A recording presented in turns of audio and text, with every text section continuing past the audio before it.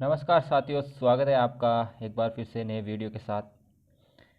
दोस्तों, आज हम बात करने वाले हैं जो अधिगम अधिगम असमता से जो संबंधित विकार होते हैं उनके बारे में। तो इनसे हर एग्ज़ाम में जो टीचर्स से एग्ज़ाम होते हैं उनमें एक ना एक क्वेश्चन ज़रूर आता है। और ये काफ़ी जो है किसी बुक में आप देखोगे तो आपको बहुत ही ज़्यादा दिए हुए मिलते हैं,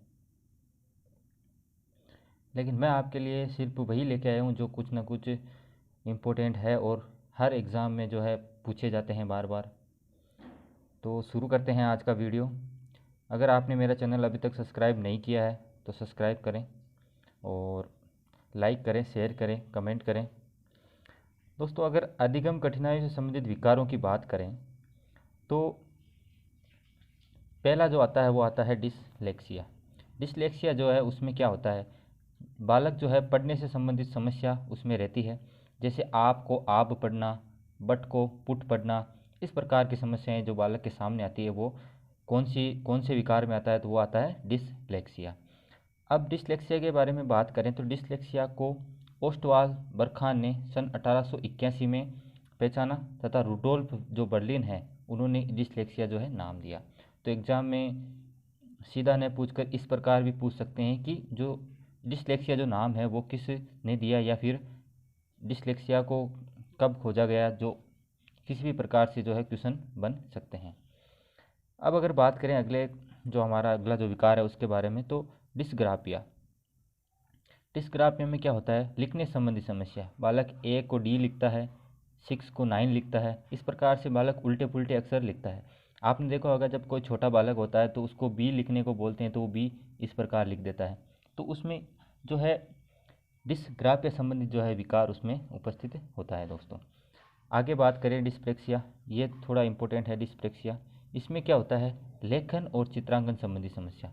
बालक ना तो लिख सकता है अच्छे से और ना किसी चीज़ का वो चित्र अच्छे से बना सकता है। तो इस प्रकार की जो विकार है वो कौन सा होता है, डिस्प्लेक्सिया होता है। और इसके बाद आता है डिस्कैलकुलिया। गणित संबंधी समस्याओं, जो गणनाओं संबंधी समस्याएं जो होती है वो डिस्कैलकुलिया में आती है।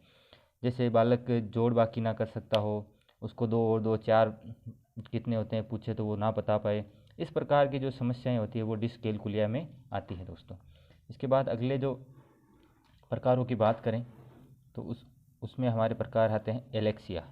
एलेक्सिया क्या है दोस्तों, पठन असमता, पढ़ने की शक्ति का लोप हो जाना। बालक में जो है कुछ भी पढ़ने के लिए वो असमता हो, उसमें क्षमता ना हो पढ़ने की, या फिर उसमें पढ़ने की शक्ति का लोप हो जाना, मतलब वो जो पढ़ तो सकता है लेकिन वो पढ़ के सुना नहीं सकता। इस प्रकार की जो समस्याएं हैं वो एलेक्सिया में आती है। दोस्तों, इसके बाद आता है हाइपरलेक्सिया।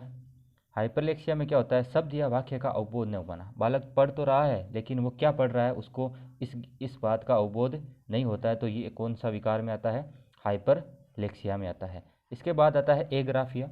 एग्राफिया में क्या होता है कि शुद्ध रूप से नहीं लिखना, मतलब कि बालक लिख तो रहा है लेकिन उसकी जो राइटिंग है वो शुद्ध नहीं है, पढ़ने में नहीं आ रहा है। तो इस प्रकार का जो विकार है वो किस में आता है, एग्राफिया में आता है।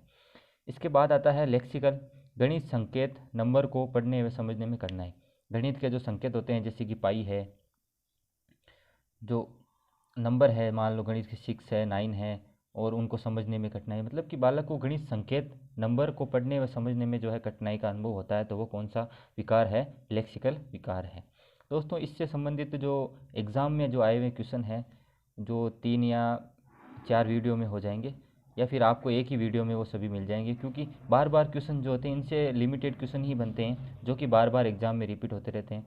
तो इस टॉपिक से संबंधित आप जो है प्रीवियस ईयर के जो एग्ज़ाम है उसके जो क्वेश्चन आए हुए हैं वो सभी क्वेश्चन आप निकाल लोगे तो आपके बहुत ही ज़्यादा फ़ायदा होने वाला है। दोस्तों, इसके बाद अगले जो विकार की बात करें तो अगला विकार आता है एफेसिया।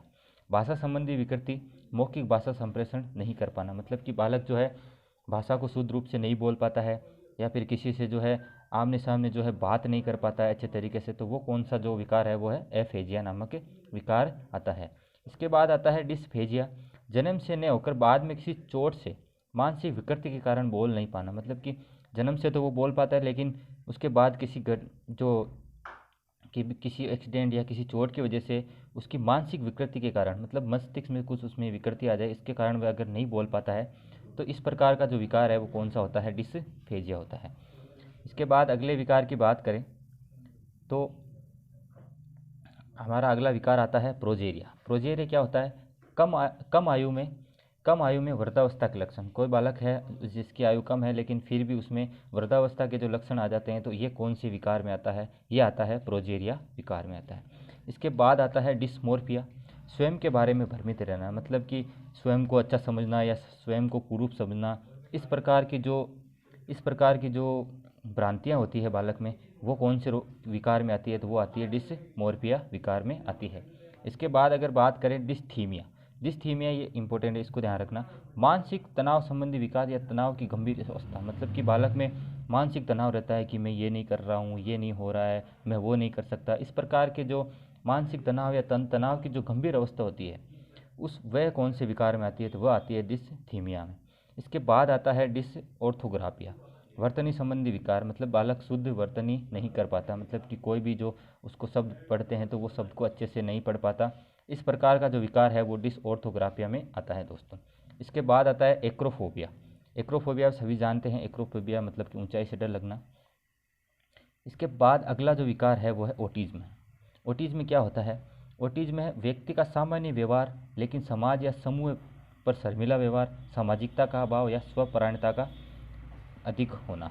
तो ओटिज्म क्या होता है, व्यक्ति को जो सामान्य है अकेले में तो वो अच्छा व्यवहार करता है, लेकिन जब किसी समाज या समूह में जाता है तो वह शर्मिला सा व्यवहार करता है, मतलब कि अपने जो भाव है उनको अभिव्यक्त नहीं कर पाता है। तो इस प्रकार का जो मानसिक विकार है वो ओटिज्म कहलाता है दोस्तों। इसके बाद इस जो ओटिज्म शब्द है इसका सर्वप्रथम प्रयोग किसने किया था, तो लियो केनर जो नामक है, उन्होंने ओटिज्म का सर्वप्रथम प्रयोग किया था। इसके बाद जो है इससे संबंधित कुछ क्वेश्चंस का जो है वो वीडियो भी मैं आपके लिए लेकर आऊँगा। आप सब्सक्राइब ज़रूर करें, लाइक करें, और अगर आपको कोई भी चीज़ का अगर वीडियो चाहिए तो वो कमेंट बॉक्स में ज़रूर लिखें। और मिलेंगे अगले वीडियो में, तब तक के लिए